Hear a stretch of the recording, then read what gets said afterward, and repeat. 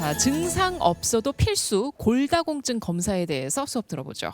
네, 한양대학교 의과대학 명지병원 내분비내과 이재혁 교수님께 강연 청해 듣고 있습니다. 네, 안녕하세요. 저는 이제 골다공증 강의를 준비하고 앉아 있는데 앞에 선생님 강의를 듣다 보니까 백신을 맞으러 가야 되나 하는 생각이 듭니다.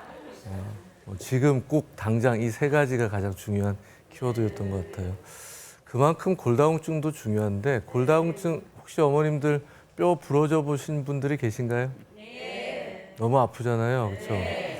골다공증 말 그대로 뼈에 구멍이 생기는 병인데 나이가 들면 다 뼈들이 좀 약해지지 않나 싶지만 최근에 젊은 사람들한테 골다공증이 굉장히 많고요. 진료실에서도 40대 분이 그냥 일상생활을 하다가 화장실에서 살짝 손을 디뎠는데 팔이 부러져가지고 오신 분들도 있고 진료실에서 50대 뭐 당뇨가 있으시지만 미끄러져가지고 그냥 엉덩방을 쿵 찧었는데 척추가 2개가 부러져서 오신 분들도 있습니다. 그만큼 골절을 많이 유발할 수 있는 대표적인 질환이기 때문에 골다공증 말씀을 드리려고 하고요. 골다공증은 단순히 부러져서 아프고 깁스를 하고 이런 것들이 불편한 게 아니고 골절이 일어나고 난 뒤에는 누워있게 되잖아요. 활동을 잘 못하게 되고 그러면서 사망률이 굉장히 늘어나는 질환입니다. 그래서 굉장히 중요한 질환이라서 저도 요즘에 진료실에서 환자분들 나가실 때 신신당부가 올겨울 절대 넘어지지 마세요가 제 인사말이 될 정도로 중요합니다. 자, 골다공증은 말 그대로 뼈에 구멍이 났다고 그랬는데 뼈 모양을 한번 보여드릴까요? 골다공증. 자, 왼쪽은 정상적인 사람의 뼈예요. 뼈는 원래 구멍이 있어요. 안에 숭숭숭. 그래서 뼈가 딱딱할 것 같지만 탄성이 있는 조직이거든요. 근데 골다공증이 되면 뼈 안에 구조들이 기둥 같은 것들이 다 빠지면서 겉에서 볼 땐 비슷해 보이잖아요. 근데 안이 텅텅 비게 됩니다. 그래서 외부에서 압력이 쿵 오게 되면 금방 으스러지고 부러지게 되는 거죠. 그럼 골다공증이 저런 게 왜 생길까? 이제 부러져 보신 분들 있다고 하셨으니까 뼈가 붙잖아요, 또. 잘 만들어지는데 왜 자꾸 난 골다공증이 생긴다고 할까? 우리 몸은 뼈가 오래된 뼈는 또 다시 이제 재흡수가 돼요. 그러니까 오래된 뼈는 기능이 떨어지니까 흡수를 해가지고 새 걸로 계속 만드는 과정이 생겨서 파골세포, 뼈를 파먹어서 부스러기를, 찌끄러기를 가져가는 세포가 있고 뼈를 만드는 조골세포가 있는데 젊을 때는 이게 균형을 잘 맞춰요. 빨리 오래된 뼈를 없애고 새 뼈를 빨리빨리 만드는데 나이가 들면서 부셔지는 건 빠른데 만드는 게 느려지는 거예요. 그러면 저희 뭐 예금 뭐 쓰는 거랑 가계부랑 똑같죠. 들어온 돈보다 나간 돈이 계속 많잖아요. 그러다 보면 뼈가 점점 구멍이 많아지고 뼈가 약해지는 겁니다. 이런 골 형성과 골 흡수 과정에 불균형이 생기기 때문에 골다공증이 생기는 거고 대개 나이가 들면서 누구나 다 특히나 남성들, 여성들 50세 이상 갱년기가 생기게 되면 누구나 갱년기 이후에 나이가 들면 더 많이 생기게 됩니다. 뼈는 그러면 골다공증은 어느 부위에 잘 생길까요? 다 생기겠죠. 뭐 뼈가 없는 데가 다니까. 그렇지만 우리가 중요한 게 사람이 살아가는데 건물이 유지하는데 제일 중요한 게 뭐예요? 가장 큰 기둥이잖아요. 네. 우리 몸의 가장 큰 기둥은 척추입니다. 그리고 몸을 지탱하는 가장 큰 기둥은 다리, 허벅다리, 대퇴골이에요. 이 뼈에 골절이 생기거나 골다공증이 생기는 게 굉장히 중요하겠죠. 그래서 골절은 대개는 대퇴골이나 척추에 골다공증이 있나 없나를 확인하고 골절 위험을 평가하는 게 중요하고요. 최근에 또 활동을 많이 하면서 손목 같은 이런 말단 기관의 뼈 골절도 굉장히 중요합니다. 그럼 내가 골다공증이 있나 없나를 판단을 해봐야 되는데 증상적으로 어떻게 할까? 대표적인 게 예전에 꼬부랑 할머니.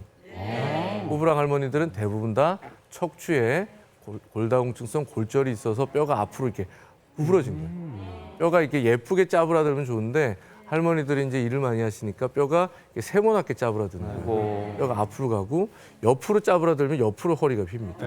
그래서 꼬부랑 할머니들이 있고 다들 이제 건강검진하면서 키 재보시면 나는 20대 때 160이었는데 왜 키가 157이야 하시잖아요.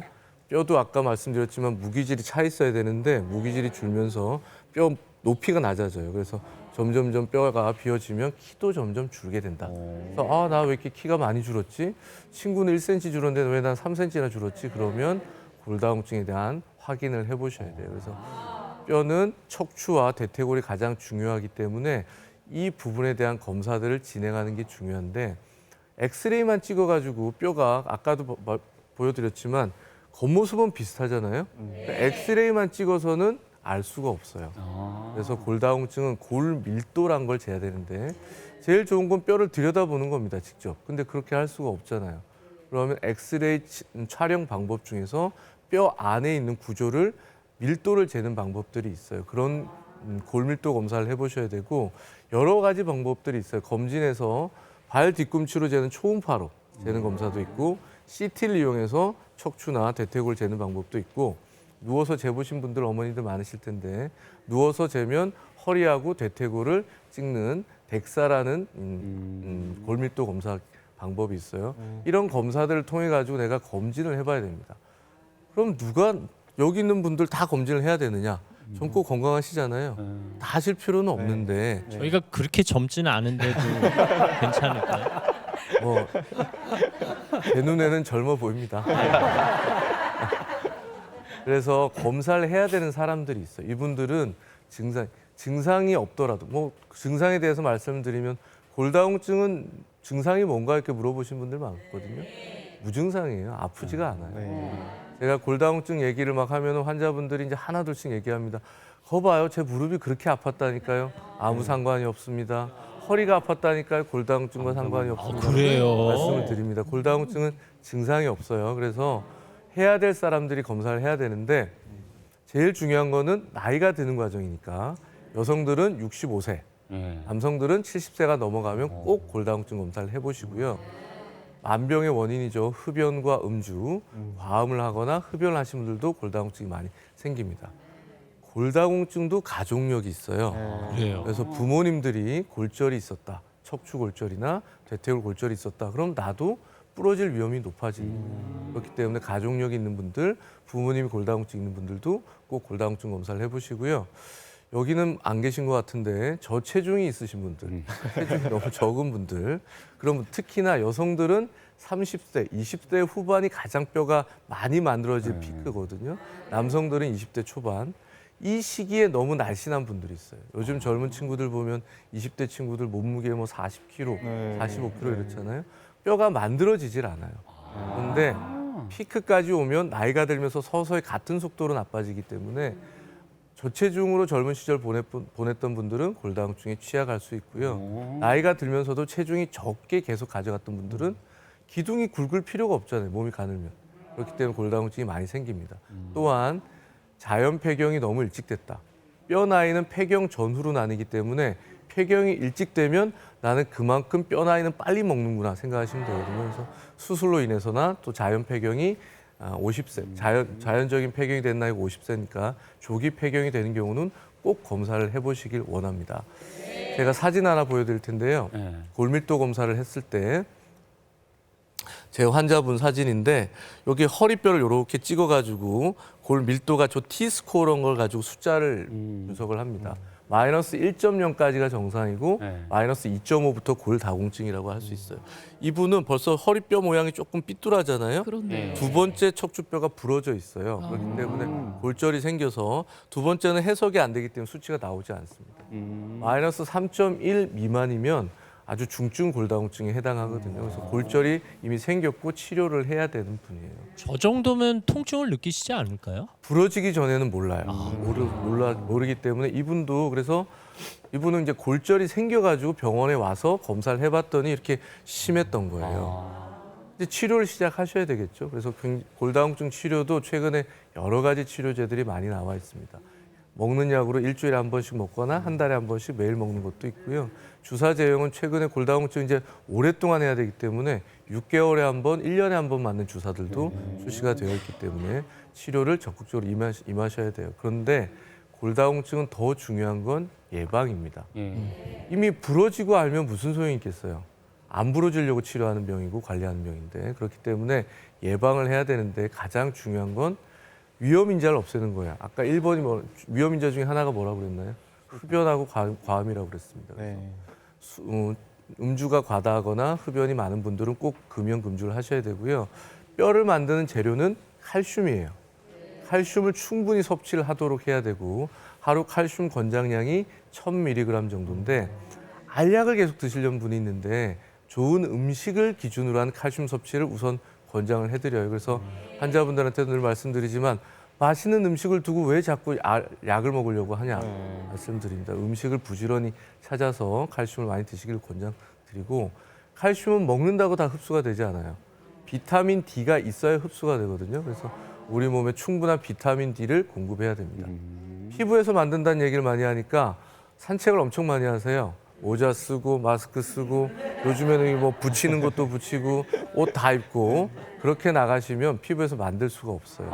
그렇기 때문에 특히나 동절기 오늘 건강한 겨울나기니까 겨울에는 피부로 만들 수가 없거든요. 그래서 보충을 하는 방법들을 고려하셔야 되고 비타민 D는 음식으로 섭취할 수도 있지만 하루 권장량을 우유로 섭취하려면 우유 큰 통 4개를 매일 먹어야 돼요. 엄청나구나. 예. 그래서 음식으로 섭취를 충분한 양을 할 수가 없단 예, 말이죠. 예. 그래서 비타민 D는 칼슘은 좋은 음식으로, 비타민 D는 충분한 보충제로 보충하길 권장해드리고 칼슘은 1000mg, 비타민 D는 하루에 최소한 800단위를 섭취하도록 권장합니다.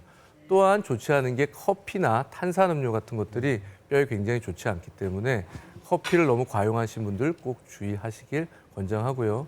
제일 중요한 거는 골다공증은 아무리 심해도 100세까지 안 부러지고 살면 아프지 않습니다. 그런데 넘어져서 부러지는 게 문제잖아요. 그러니까 안 넘어질 국리를 단단히 하시고 조심하셔야 됩니다. 자, 제가 오늘 뭐 중요한 여러 가지 사회적 이슈가 많지만 오늘 건강한 겨울나기의 가장 중요한 주제는 저희 생각은 또 골다공증인 것 같아요. 그래서 여러분들이 올 겨울 들어가기 전과 똑같은 모습으로 건강하게 걸어다니는 골다공증의 관리가 됐으면 하는 바람입니다. 네, 말씀은 감사합니다. 네, 시청자 질문 들어와 있는데요. 골다공증 때문에 공증 때문에 병원에서 칼슘약 네네. 처방받고 있는데 칼슘약을 평생 먹어야 되는지 걱정이시라고 선생님. 칼슘은 평생 보충을 해야 되는 건 맞아요. 네. 근데 약을 평생 먹어야 되느냐 그렇지는 않고요. 하루 권장량을 음식으로 섭취할 수 있으면 좋은데 1000mg 정도를 보충을 한다라는 계획을 가지고 보통은 음식으로 충분치 않으면 약으로 일부를 보충하겠다는 생각을 가지고 드시면 되고 약을 평생 먹는다기보다는 칼슘과 비타민 D는 내 평생에 보충해야 될 요소다라고 생각하시면 됩니다. 음식으로 보충하라고 말씀하시는데 글쎄 뭘 먹어야 돼요? 멸치? 멸치만 멸치, 매일 유밖에. 먹어요? 음료도 많고요. 채소나 유제품들 이런 데 칼슘들이 많고 비타민도 많기 때문에 그런 것들을 충분히 섭취하시면 돼요. 아까 우유 4병도 말씀하셨습니다만 그걸 엄청 많이 먹어야 보충이 되는 거 아니에요? 그런 것들을 골고루 섭취를 하시고 하나의 음식으로 섭취할 수 있는 건 아니거든요. 그래서 칼슘은 의외로 음식으로 충분히 드시면 섭취할 수 있는 용량이 되는데 비타민 D는 그게 솔직히 불가능하기 때문에 비타민 D는 육아학회에서도 보충제를 쓰길 권고를 많이 해드립니다. 그러니까 칼슘이 있어서 먹고 없어서 안 먹고가 아니라 모든 음식을 골고루 네네. 균형 잡히게 먹는 게 중요하다는 말씀이시군요. 단 배부르지 않게 드시면 돼요. 네. 그것도 중요합니다. 자, 골다공증 검사에 대해서 이재혁 쌤 수업 잘 들었습니다. 고맙습니다. 예, 감사합니다. 한양대학교 의과대학 명지병원 내분비내과의 이재혁 교수와 함께했습니다. 네, 이번엔 3교시 수업인데요. 주제 공개해 주시죠. 네, 겨울철 꼭 필요한 대장 내시경에 대한 설명 들어보겠습니다. 네, 이미 나오셨습니다. 한윤대 교수입니다. 안녕하십니까. 방금 소개받은 연세대학교 대장문외과 대장장인 한윤대입니다. 오늘 제가 말씀드릴 내용은 대장 내시경인데요. 겨울철 연말 연시가 다가오면 원래 저희가 회식도 많이 하고 그러죠. 그럴 때 대부분 삼겹살, 소주, 소고기, 한우 많이 먹습니다. 벌써부터 입맛 다시시는 것 같은데 이런 그 붉은 육류들은 사실 대장에 그렇게 좋지는 않습니다. 우리가 단백질 섭취를 위해서 필요는 하지만 대장암의 원인이 될 수 있기 때문에 그렇게 좋지는 않고요. 또 겨울철에 우리가 춥다 보니까 운동도 좀 못하고 혈액순환도 좀 떨어지다 보면 장 운동도 전반적으로 떨어질 수밖에 없고 변비가 있거나 이러신 분들은 더 심해집니다.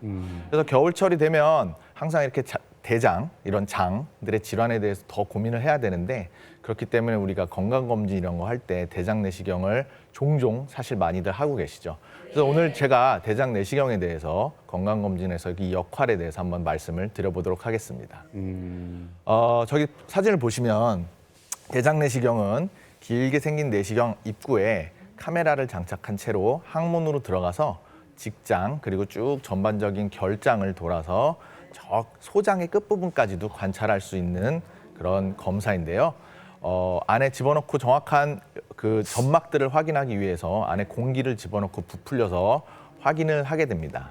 그래서 주로 이런 부분에서 이제 수면, 비수면 이런 내장 내시경 방법이 있는데 한번 질문을 좀 해볼까요? 우리 최 반장님은 어떤 식으로 아니 대장 내시경은 약간 민망한데 수면으로 받아야 되는 거 아니에요? 아, 대장 내시경도 비수면으로 하는 비수면으로 경우가 받는 있어요. 비수면으로 가능하죠.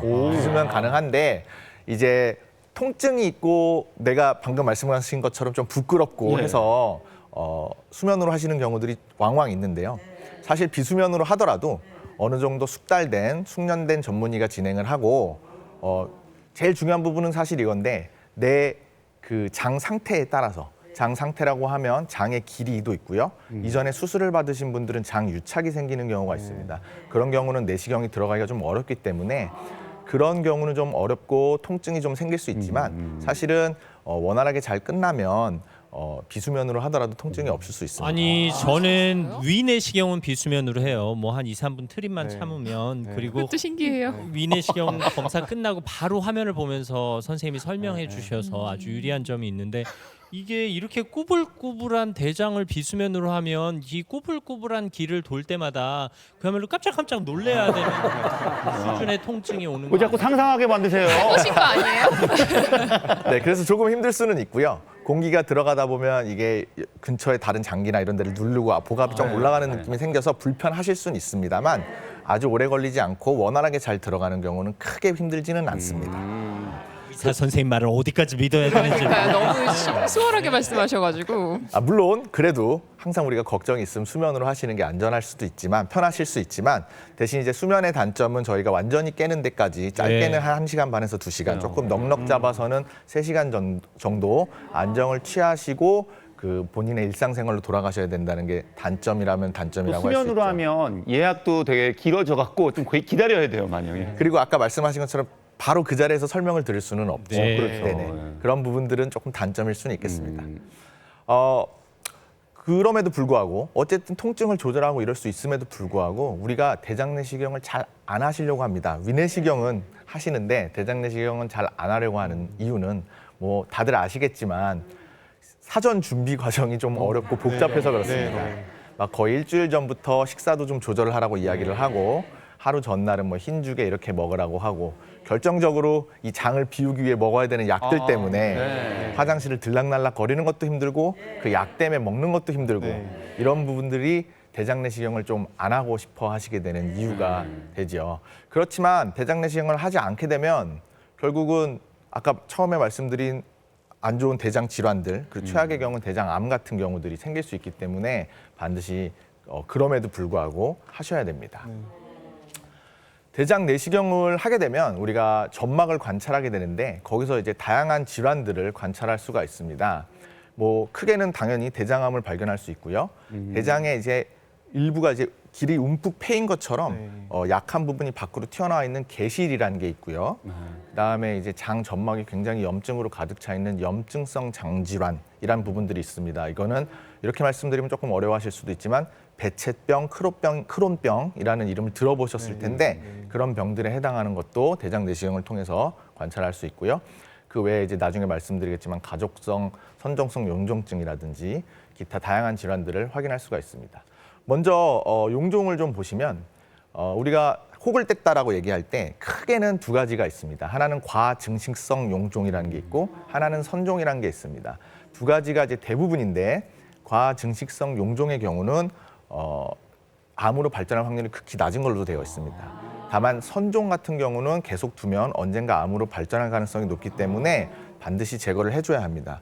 그런데 저희가 육안적으로는 이게 과증식성 용종인지 선종인지 정확히 구분이 어렵기 때문에 저희가 내시경을 하면서 보이는 족족 용종을 다 떼는 것이죠. 내시경을 보시면 지금 보시면 왼쪽에 있는 사진은 정상 대장입니다. 핑크빛이 옅게 있고 주변에 이제 모세혈관들이 가는 혈관들이 보이는데 오른쪽 보시면 암이 딱 누가 봐도 어떤 덩어리가 있고 저 건너편으로 보이는 터널 우리가 들어왔을 때 반대쪽 입구가 보이는데 저기는 전혀 보이지가 않죠.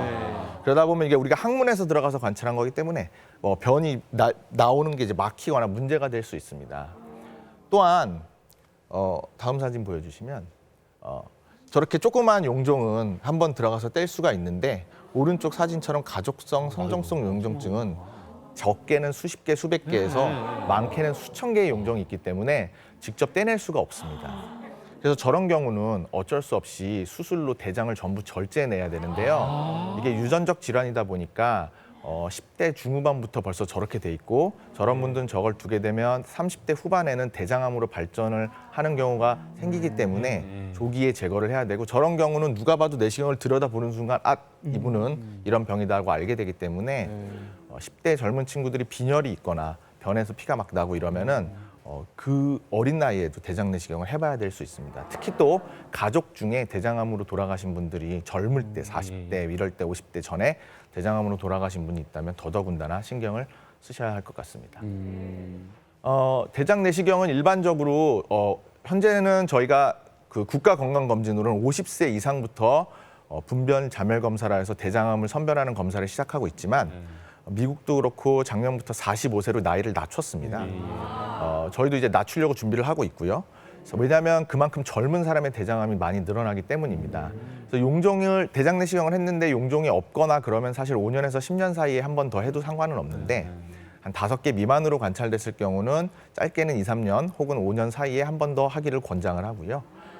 한 10개 이상 발견했다 이러면 사실 그보다 더 짧은 주기로 대장 내시경을 하셔야 할 수 있습니다. 앞에 말씀드린 것처럼 근데 대장 내시경을 하려면 워낙 준비가 복잡하고 해서 하기 싫어하고 안 하시려고 하다 보니 다른 방법은 없을까 고민을 하시게 되고요.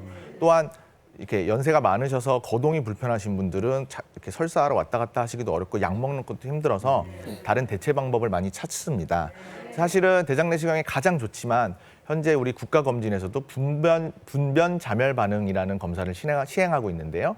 대변에서 우리가 옛날에 우리 어렸을 때 체변하듯이 대변에서 피를 발견하면 그게 이제 대장암을 쓸고 내려가는 데에서 이런 것들이 발견됨으로써 대장암이 있을 수 있다. 피가 있음으로써 이런 걸 확인하는 검사인데 요거는 이제 특히 민감도가 조금 낮기 때문에 정확성이 떨어지는 단점이 있습니다. 그래서 이제 최근에는 분변 내에 있는 암 유전자를 검사하는 방법이 개발돼 있는데 미국에서는 이거를 키트로 만들어서 FDA에서 허가를 받고 이미 판매가 되고 있고 실제 우리나라에서도 비슷한 걸로 신데칸2라는 암 유전자를 찾아내서 하는 키트가 상용화는 되어 있습니다. 근데 이제 이렇다 하더라도 저희가 완전히 대장 내시경을 대체할 수는 없는데요. 그 이유는 어디서 생겼는지는 어쨌든 찾아야 우리가 그 부위를 치료를 할 거기 때문에 정확한 위치 확인을 위해서는 해야 됩니다. 다만 이런 검사들이 무분별하게 누구나 다 해야 되지 않고 특정 위험도가 있는 사람들을 선별해서 대장 내시경을 하는 것을 권유할 수 있기 때문에 어느 정도의 대체제로서의 역할을 할 수는 있습니다. 어차피 분변 자멸 검사로 이상 반응이 나오면 대장 내시경은 확인을 해야 되는 거잖아요. 네, 그렇기는 합니다. 그러니까 이제 사전에 걸러서 할 수 있는 역할을 해줄 수 있는 거가 되겠죠. 마지막으로 대장 건강을 지키려면 결국 우리가 기름진 음식이나 붉은 육류나 특히 소세지 같은 가공식품 이런 것들은 조금 조심을 하셔야 되고 아까 우리 골다공증 때도 얘기 나왔지만 음주 흡연 안 좋다고 말씀하셨잖아요. 여기서도 당연히 마찬가지겠습니다. 특히 또 규칙적인 식사와 충분한 수면 그리고 이제 운동 이런 것들을 같이 해주시는 게 장 운동 건강에 좋으니까 항상 그런 부분 고민하시고요. 오늘 제가 강연 마무리하면서 말씀드리고 싶은 건 어쨌든 45세 이상이 되면서부터는 대장 내시경을 고민하셔야 되고 이런 전처치 과정들이나 여러 가지가 어렵다 하더라도 꼭 이거를 놓치지 않고 하셔야 더 어려운 일이 생기기 전에 저희가 미리 사전에 예방하고 치료할 수 있습니다. 건강은 건강할 때 지켜야 된다는 말씀 아까 부러지기 전에 하셔야 된다 그랬잖아요. 뼈가 마찬가지입니다. 대장도 내가 문제가 생기기 전에 사전에 검사를 먼저 해줘야 건강을 건강할 때 지켜야 제대로 지킬 수 있는 것 같습니다. 네, 감사합니다. 아니 대장 내시경을 그럼 45세 이상부터 정기적으로 받는다고 하면 매해 받아야 되나요? 매해는 아니죠. 아까 말씀드린 대로 했을 때 용종이 얼마나 나오느냐 등등에 대한 상황에 따라서 맞춰서 진행해야 됩니다. 보통의 경우에는요? 사실은 그래서 외국은 거의 10년에 한 번 하는데 그 이유는 그러니까 용종이 발견되지 않거나 이러면 10년에 한 번 얘기를 하는데 그만큼 우리나라보다 대장 내시경 할 수 있는 여건이 좀 좋지 않습니다. 그래요. 저희가 훨씬 접근성이 뛰어나거든요. 가격도 저렴하고 그렇기 때문에 저희는 상대적으로 더 자주 할 수 있습니다. 그래서 저희가 지금 세계적으로 진단율도 거의 1위인데 동시에 생존율도 대장암 1위입니다. 빨리 발견하고 빨리 치료가 가능하거든요. 저도 아무 이상 없다고 하면 5년 후에 하시면 됩니다. 이런 말씀을 들었는데 그렇죠. 네네. 사실 5년 사이 무슨 일이 그러니까 있을까 봐 5년은 좀 텀이 긴 거 아닌가 걱정이 싶기도 되시죠. 한데. 왜냐하면 아까 선종이 암으로 발전되는 데 있어서는 짧게는 4, 5년에서 길게는 10년 걸린다고 생각을 그래요? 하고 있습니다. 그렇기 때문에 그 정도 기간을 드리는 거고, 물론 그럼에도 불구하고 혹시 뭐가 놓쳐졌거나 불안함에 대한 걱정이 있으실 수 있어서 그런 분들은 이제 조금 더 자주 해서 한 3년 이렇게 2, 3년 얘기를 드리는 불편하시거나 거죠. 증상을 네, 네. 느끼신다면 뭐 5년에 한 번이 됐죠. 괜찮으신데 뭘 자주 받으시려고 그래요. 아니요. 아니 이 고민 저도 하는 고민인데 시청자 사연 주셨는데 대장 내시경 그 받기 전에 그 장 비워주는 약을 처방 받으셨는데 네. 처방받은 약을 다 먹기 힘들잖아요. 근데 네. 더 이상 변이 나오지 않는데 이 약을 다 먹어야 돼요. 무조건. 궁금한. 그러게요. 저도 항상 이거 안 먹어도 될 것 같은데 이런 생각 하거든요. 다. 이게 약을 먹어서 비웠다고 생각하지만 예. 실제 들어가 보면 이렇게 설사 물처럼 막 남아있는 경우가 종종 있어요. 예. 그렇게 되면 그 물에 가려서 혹은 찌꺼기, 음식물 찌꺼기에 가려서 용종이 발견되지 못할 확률이 있습니다. 그래서 그리고 게다가 내시경으로 그런 걸 저희가 이제 빨아들이면서 석션이라고 해서 이제 빨아들이면서 최대한 관찰을 하는데 씨앗이나 이런 게 있으면 그런 구멍이 막히거나 이런 상황들이 벌어져서 원활한 검사가 어렵습니다. 그래서 깨먹지 말아라. 네, 먹지 말아라. 그래서 최대한 깨끗하게 유지하기 위해서 하는 거라서 내 생각에 깨끗하게 나온다고 생각이 되더라도 끝까지 복용해 주시는 게 더 도움이 네. 되겠습니다. 그때 먹는 약이 이온 음료 같아서 맛있던데. 특이하신 분이네요. 아무튼 의사 선생님들이 시키는 대로 해야 된다는 거, 그러니까요. 약 남아 있으면 다 드셔야 된다는 거. 네. 어저께 어떤 분이 알약으로 된 것도 있는데 네. 뭐 그거 먹기도 힘들어서 어렵다고 얘기하시는 분도 계셨습니다.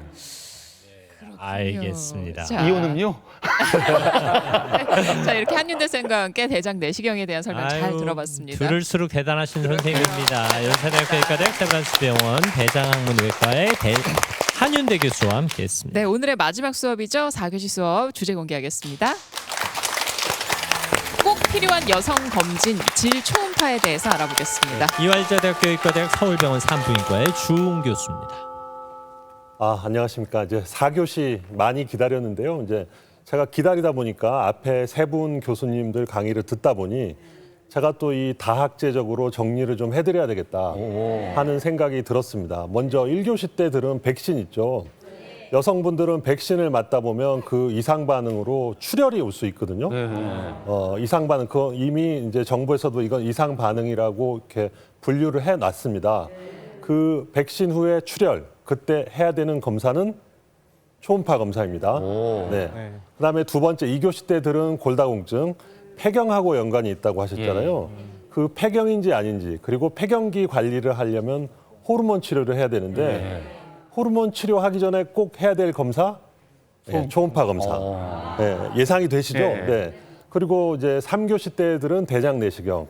이제 대장암 중에서도 유전성 대장암 같은 경우는 자궁 내막암이 같이 생기는 확률이 높아지고요. 그다음에 내시경을 봤을 때 안에 있는 혹 말고 외부에서 대장을 누르는 혹이 있어요. 이런 혹이 있을 때 해야 되는 검사는 초음파 검사. 예, 맞습니다. 그래서 이제 제가 이 초음파 검사를 오늘 이제 정확히 말씀을 드리겠습니다. 우리가 이제 우리 애가 의사가 되면 좋겠다. 돌잔치 할 때. 그럼 이 돌잡이상에 뭘 놓죠?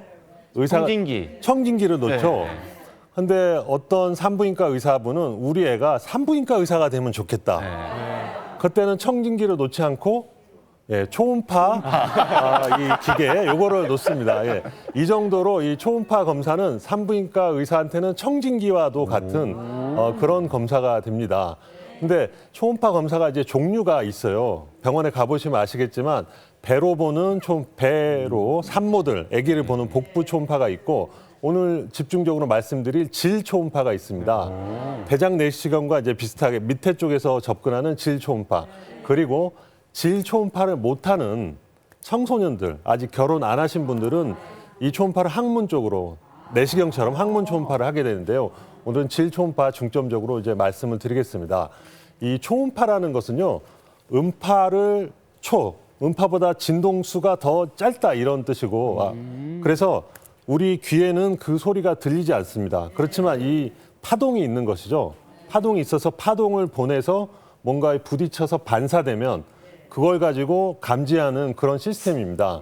그러니까 마치 그 박쥐가 박쥐가 날아다니면서 앞에 먹이가 있는지 장애물이 있는지를 알 때 자기가 초음파를 쏘고 반사되는 거를 받아서 피해간다는 그 원리를 그대로 이용한 것이기 때문에 초음파는 자연에 존재하는 파동이고 엑스레이랑은 다른 것이고요. 그래서 인체에 해가 없습니다. 네. 그렇기 때문에 뱃속에 있는 아기를 검사할 때도 엑스레이로 하지 않고 초음파 검사를 하는 것이죠. 그래서 이제 가장 많은 질문이 초음파 검사를 자주 여러 번 많이 해도 됩니까? 예, 괜찮습니다. 무해합니다. 초음파는 무해하기 때문에 자주 해도 됩니다. 그래서 이제 질 초음파는 특별히 질 쪽으로 접근해서 자궁과 난소, 난관 이런 여성 생식 기관을 이제 볼 수 있는 가장 근접해서 볼 수 있는 검사인데요. 얼마 전에 어떤 환자분이 진료실에 오셨는데 다른 병원, 그러니까 여기서 다른 병원은 산부인과가 아닌 다른 병원에서 복부 초음파를 봤는데 이 초음파가 난소에 어떤 고형 종양이 있는 것 같다. 난소의 고형 종양은 좀 걱정되는 소견이거든요. 그래서 이제 질 초음파로 다시 검사를 했더니 이거는 난소가 아니고 자궁 쪽의 근종. 네. 자궁 근종은 제가 이전 시간에 한번 강의를 드렸기 때문에 이것은 암이 아니고 양성이다 이렇게 다 알고 계실 텐데 이렇게 해서 좀 안심했던 그런 경험이 있습니다. 그래서 질 초음파를 하게 되면 우리가 알아낼 수 있는 질환이 자궁에 있는 근종 그리고 대장 용종을 말씀해 주셨지만 자궁에도 용종이 생길 수 있습니다. 그래서 자궁 안에 있는 용종 이런 걸 알 수가 있고요. 그다음에 난소에 혹이 있는 물혹인지 아니면 고형성 종양인지 이런 걸 알 수가 있습니다. 그래서 이제 사진을 잠깐 보시면 이 사진에서 왼쪽에 이렇게 매끄럽게 동그랗게 생긴 이게 자궁 모습입니다. 잘 이제 처음 보시는 분들이 많을 텐데 제 왼쪽 사진이 정상 자궁 모습이고요. 가운데 사진 보면 동그라미 쳐 있는 그 안에 보면 하얗고 조그맣게 뭔가가 보입니다. 아까 대장 내시경 때는 용종 보셨기 때문에 그게 초음파로 보면 저렇게 보인다는 거죠. 그래서 자궁 내막의 용종인데 이 용종은 발견되는 빈도는 한 10% 내외로 되고 암일 확률은 굉장히 낮습니다. 암일 확률은 뭐 1%도 안 되는 0.05% 정도이기 때문에 걱정은 안 하셔도 되는데 이 용종이 있으면 생리불순 같은 거, 불규칙 출혈을 일으킬 수 있기 때문에 이런 걸 발견해낼 수 있고요. 오른쪽에 보면 자궁 내막 암이라고 돼 있습니다. 그런데 이제 보면 왼쪽 사진, 오른쪽 사진이 큰 차이가 없어요. 그냥 보기에는. 우리가 암이라 그러면 뭔가 좀 무섭고 아니면 좀 흉악하게 보일 것 같은데 큰 차이가 없단 말이죠. 근데 이거는 오른쪽 사진은 폐경기 이후에 폐경되신 분의 초음파 사진인데 자궁 내막이 두꺼워져 있는 거예요. 그러니까 암이라 그래서 뭔가 무섭게 보이는 게 아니고 내막이 정상 범위보다 두꺼워져 있다. 이렇게 보이는 겁니다. 그렇게 돼서 이제 저 경우에 조직 검사를 통해서 자궁 내막암 이렇게 진단이 되고 이제 수술을 하게 됐던 그런 케이스입니다. 그래서 질 초음파가 꼭 필요한 거는 자궁 내막의 저런 두께 같은 미세한 거를 보려면 복부 초음파로는 이게 알 수가 없기 때문에 질 초음파를 반드시 받아야 된다. 질 초음파도 대장 내시경처럼 좀 꺼려지기도 하고 받기가 선뜻 내키지가 않는데 이런 장점과 필요성이 있기 때문에 꼭 받으십시오. 이런 말씀을 이제 드리고 싶고요. 질 초음파로 알 수 있는 것 아까 자궁 근종, 난소의 혹, 낭종 이런 거 말씀드렸는데요. 또 특별히 나팔관, 난관이라고도 하고 나팔관이라고 하는데 여기가 이제 막혀 있는 경우 이게 막혀 있으면 어떻게 되겠습니까? 임신이 안 됩니다. 그래서 이제 난임인 거죠. 난임의 원인을 밝힐 때 나팔관이 잘 소통이 되는지 요걸 봐야 되는데 다른 검사도 있긴 있는데 질 초음파 검사를 통해서 보다 덜 아프고 더 간단하게 알 수가 있다. 이런 검사까지 할 수 있는 것이 이제 하나의 또 장점이 되겠습니다. 예, 그래서 질 초음파는 이제 이런 경우에는 꼭 한번 해보십시오 하는 것들이 일단 폐경기 여성 아까 말씀드린 내막이 두꺼워져 있는지 아니면 정상인지를 보고 암을 찾아낼 수 있기 때문에 폐경기 여성은 정기 검진으로 반드시 하십시오 하고요. 생리불순, 생리과다 모두에 말씀드린 백신 이후 출혈 이런 것들 그다음에 원인 불명의 하복부 통증이라는 거는 아랫배가 아픈데 어떤 소화기 쪽이라든지 정형외과 쪽이라든지 아무런 문제가 없을 때는 부인과 검사를 해봐야 된다. 네. 그리고 30대 여성은 그러니까 30대뿐이 아니고 30대 이상이면은 무조건 하십시오 하고 제가 말씀드린 것이고요. 30대 이후부터는 이런 질환들이 생기는 확률이 높아지기 때문에 30대부터 그 이후로는 쭉 하십시오. 이제 그런 내용이 되겠습니다. 그래서 질 초음파는 사실 아플까 이렇게 걱정하시는 분들이 많은데 초음파 기계가 점점 발전을 해서 연구 개발이 많이 돼서 예전의 기계보다 훨씬 더 인체 공학적으로 돼 있어서 전혀 아프지가 않습니다. 그래서 이제 그 아까 말씀드린 항문 초음파 같은 경우는 청소년기에도 생리불순이나 어떤 문제가 있을 때 청소년들은 그렇게밖에 할 수 없는데 그런 청소년들도 불편감 없이 할 수 있기 때문에 초음파 기계가 많이 좋아졌다더라. 요거를 아시면 되겠습니다. 그래서 이제 오늘 제가 드리고 싶은 말씀은 오늘 이제 5대암, 아까 대장암 나왔지만 5대암 검진이 있는데 거기에 자궁경부암이 들어 있어요. 자궁경부암 검진은 들어 있는데 난소암에 대한 것은 안 들어 있습니다. 그러니까 난소암이 5대암에 끼질 못해서 안 들어 있는데 그래서 저희가 국가 검진을 가면 자궁암 검사는 기본으로 돼 있는데 제가 추가를 해야 됩니다. 추가해서 질 초음파 추가해 주십시오. 그래서 초음파까지 같이 받으시면 자궁 경부암, 자궁 내막암, 난소암까지도 다 한꺼번에 그러니까 3대 암을 다 검진할 수 있기 때문에 국가 검진 가실 때 초음파 검사를 좀 추가하십시오 하는 내용 말씀드리고 강연 마치겠습니다. 네, 감사합니다. 건강 검진할 때 유의하셨으면 좋겠습니다. 하열이 지속되는 상태나 좀 생리 중에도 질 초음파 검사 가능한지 여쭤보셨거든요. 아, 예, 그런 분들이 이제 지금 현재 출혈이 있는데 이 출혈을 있는 상태에서도 검사가 됩니까? 당연히 되고요. 이때는 오히려 검사를 꼭 해야 되는 상황이죠. 출혈의 원인을 찾아야 되기 때문에 당연히 되고 이제 그 걱정하시는 부분이 어떤 출혈하고 어떤 위생적인 거나 감염적인 문제를 물어보실 텐데 저희가 병원에 이거를 일회용으로 다 위생용품이 있어서 감염도 되지 않고 기계에 어떤 손상도 없이 정확하게 할 수가 있기 때문에 출혈이 있으면 더더욱 받으셔야 되겠습니다. 그렇군요. 그리고 질문이 또 있는데요. 질 초음파 검사 주기는 어느 정도가 적당할까요? 하고 여쭤보셨네요. 그러니까 현재 아무런 아까 용종에 따라서 주기가 바뀌듯이 다른 이상이 없으면 1년 정도 하시면 되겠습니다. 네, 질문 하나 더 드리겠습니다. 네. 자궁근종으로 자궁 적출을 한 뒤에도 산부인과 이런 정기 검진이 필요할까요? 여쭤보셨어요. 아, 네네. 굉장히 중요한 질문인데요. 자궁 적출을 하실 때 난소를 동시에 적출을 했냐 아니면 살려뒀냐 여기에 따라 다르고요. 난소가 있으신 분들은 그건 이제 난소암에 대한 검진이 필요하기 때문에 1년마다 질 초음파가 필요합니다. 네, 근데 반면에 적출을 하시면서 자궁과 난소를 동시에 적출했다. 그러면 폐경이 같이 온 상태라 골다공증의 위험은 있지만 자궁암이나 난소암에 대한 위험은 없는 상태가 됩니다. 네, 오늘 친절한 설명 감사합니다. 우리 이화여자대학교 서울병원 산부인과의 주은 교수께 감사의 마음 전하겠습니다.